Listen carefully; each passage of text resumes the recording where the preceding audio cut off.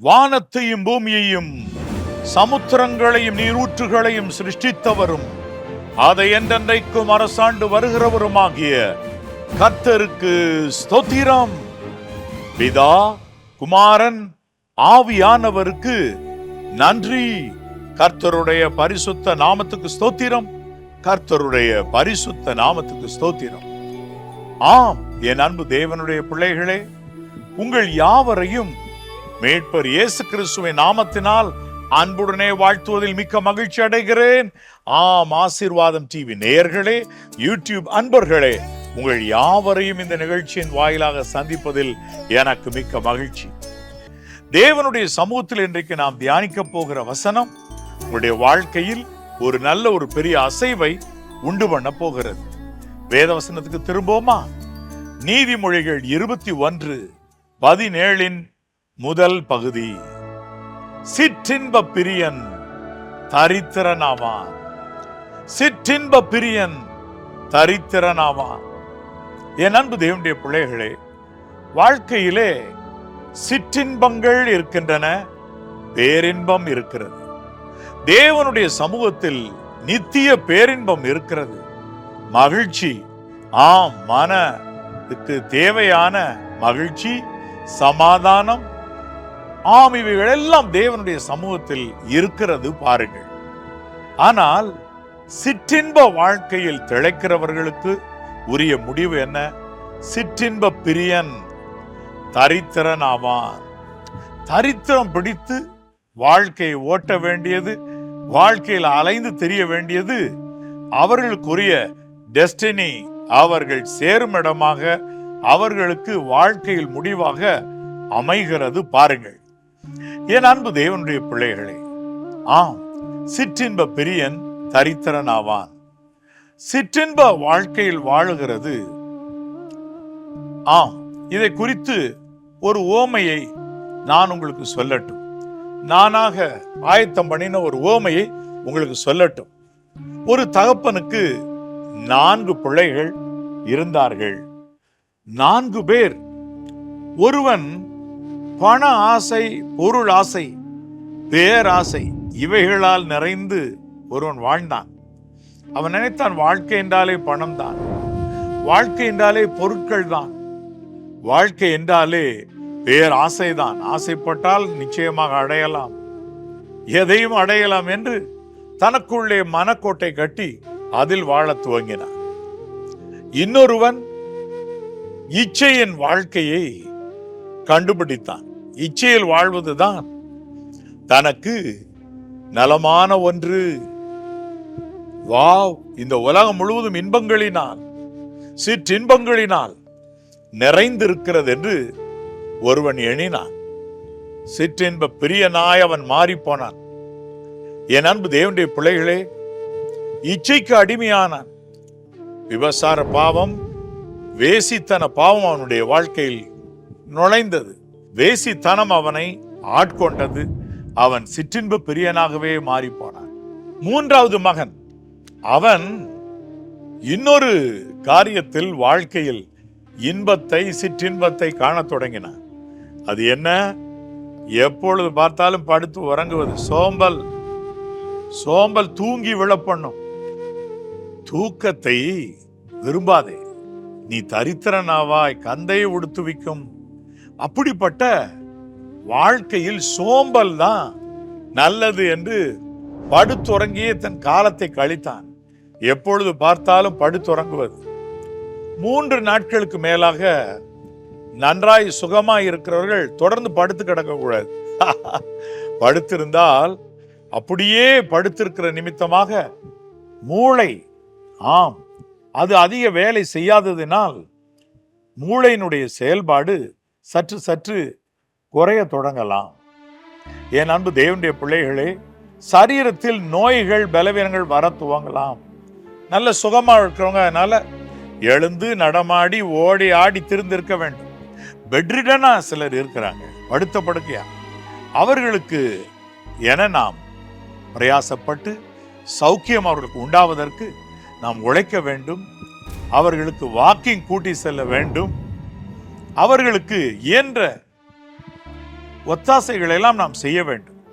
எனக்கு தெரிந்த ஒரு குறிப்பிட்ட குடும்பத்திலே வயதான இருவர், அவர்களுடைய மகள் நல்ல வசதியாக நல்ல ஒரு அருமையான பணியினை செய்கிறவர்களாக இருந்தார்கள்.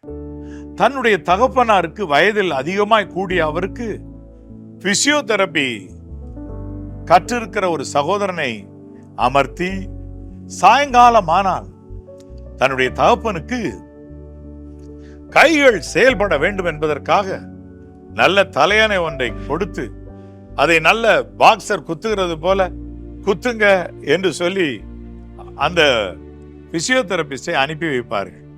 அவர் மாலை நேரமானால் இப்படியே உட்கார்ந்து குத்திக்கிட்டே இருப்பார். நான் பார்ப்பேன், அடடா எவ்வளவு அழகாய் தன் தகப்பனுக்கு சுகம், நல்ல பலன், மசில்ஸ் எல்லாம் உறுதியாகணுன்றதுல எப்படியெல்லாம் அவங்களுக்கு அருமையாய் ஒத்தாசை செய்கிறார்கள் என்று யோசித்து பார்த்திருக்கிறேன். ஓகே, போகட்டும்.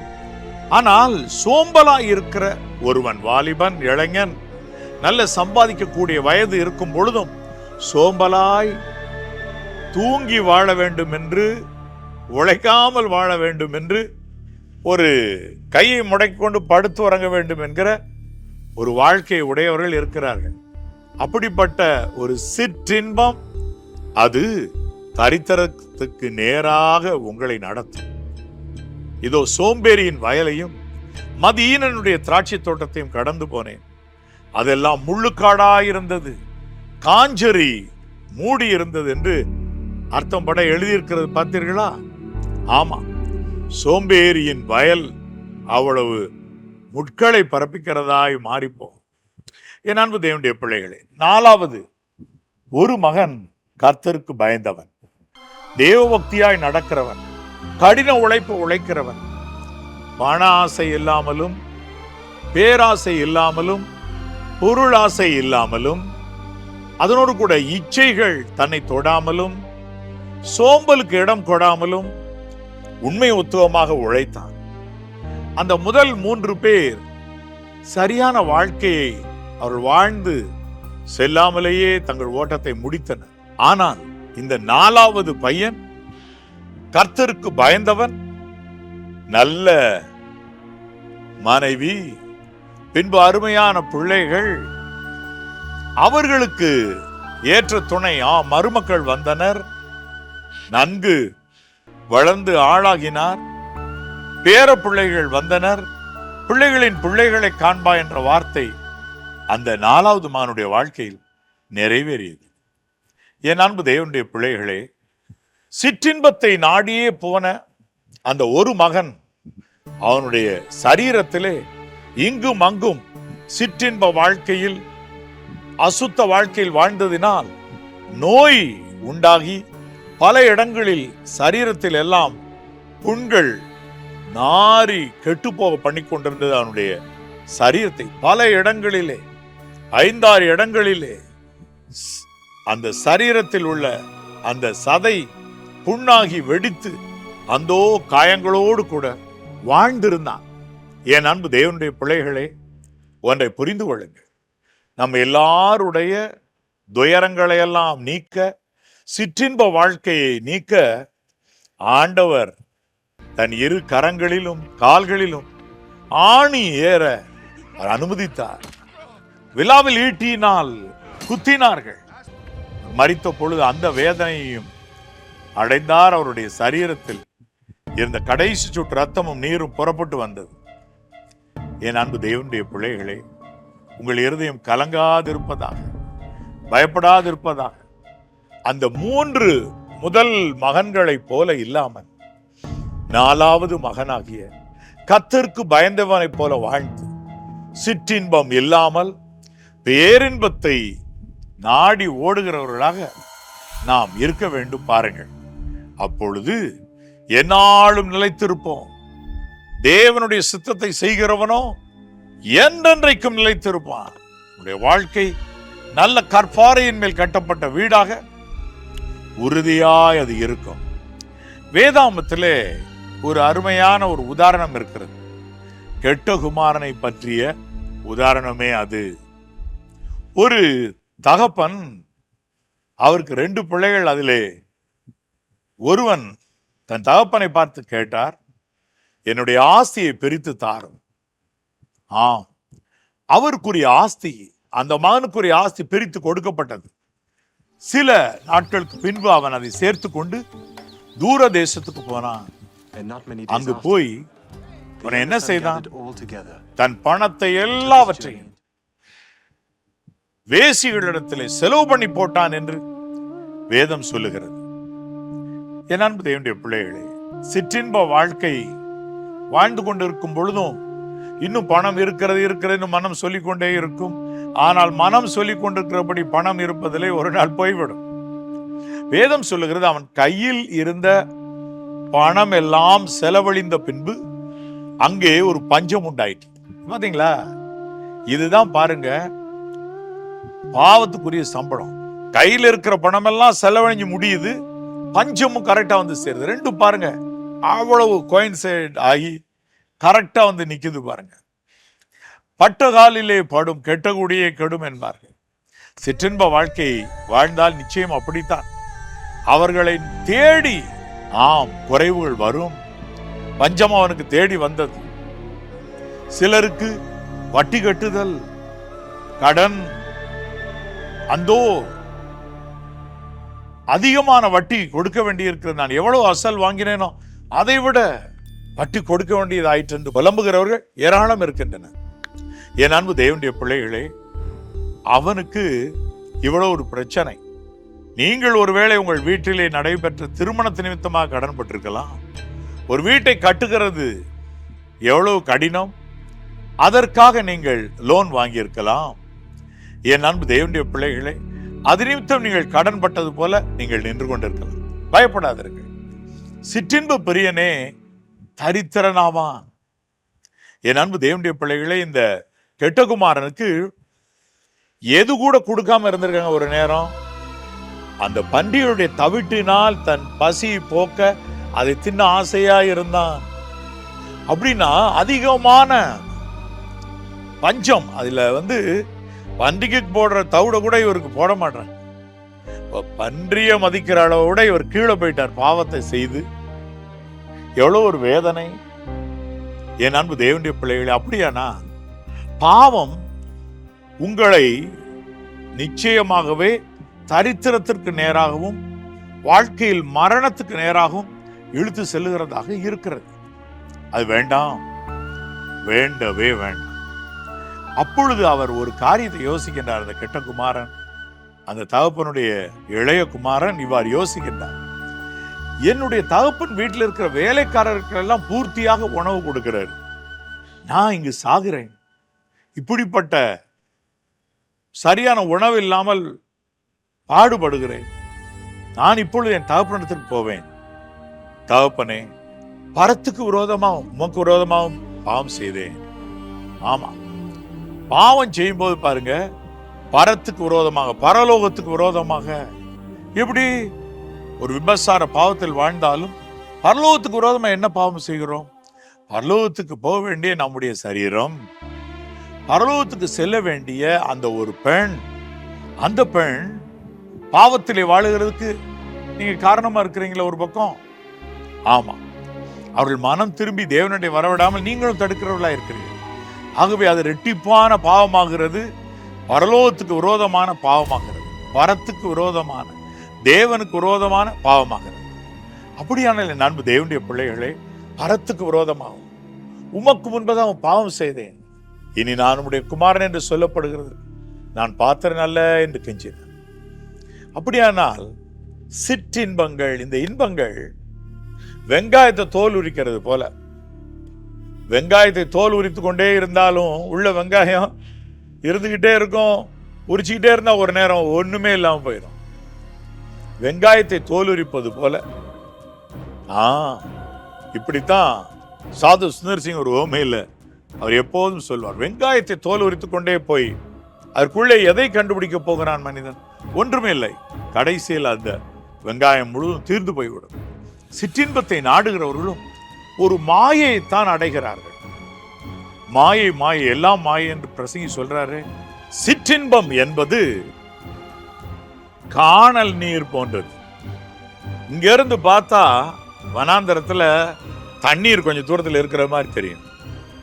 இங்க இருந்து போனா அங்க இருக்காது. அதான் பிரசங்கி சொல்றார், மாயை மாயை எல்லாம் மாயை, இது எல்லாம் காணல் நீர் போன்றது. ஆனா நல்ல மனுஷன் தன்னில் தான் திருப்தி அடைவான், தன்னுடைய வழிகளில் திருப்தி அடைவான். தனக்கு கர்த்தர் கொடுத்திருக்கிற குடும்பத்தில் மனரம்யமாக வாழ்ந்து சுகித்திருப்பான். என் அன்பு தேவனுடைய பிள்ளைகளை, அப்படியானால் காணல் நீர் சிற்றின்பத்திற்கும் நல்லதொரு மனுஷன் சரியான ஊற்று தன்னுடைய நிலத்தில் எங்கே இருக்கிறது என்று கண்டுபிடித்து அங்கு போர் போட்டு தண்ணீரை ஏராளமாய் பெறுகிறதும் தேவ பக்தியுள்ள ஒரு மனிதனுடைய வாழ்க்கைக்கு ஒப்புமையாக சொல்லலாம். என் அன்பு தேவனுடைய பிள்ளைகளே, மாயை மாயை எல்லாம் மாயை என்று பிரசங்கி சொல்லுகிறதை யோசித்துக் கொள்ளுங்கள், யோசித்து பாருங்கள்.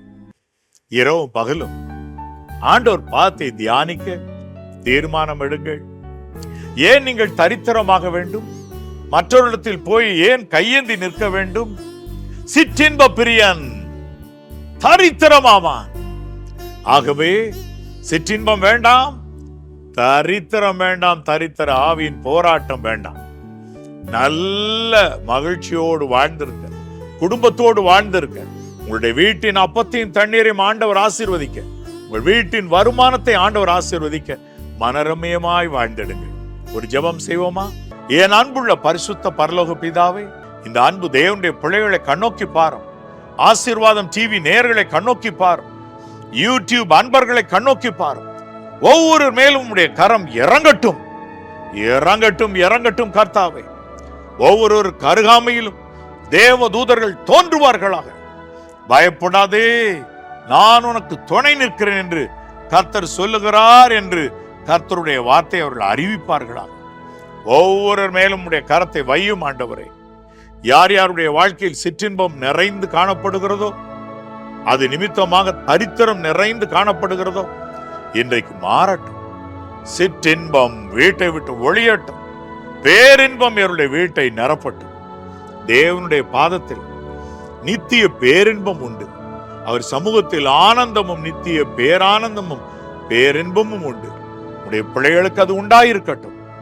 தேவன் நித்தியானந்தம் உள்ள ஏக சக்கராதிபதி என்று எழுதியிருக்கிறது. நித்தியானந்தம் உள்ளவர், நித்திய ஆனந்தம் உள்ளவர். அந்த நித்திய ஆனந்தம் உடைய பிள்ளைகளுடைய வாழ்க்கையில் இறங்கட்டும்.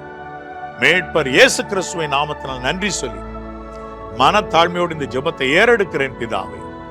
ஆமென், ஆமென். God bless you. God bless you.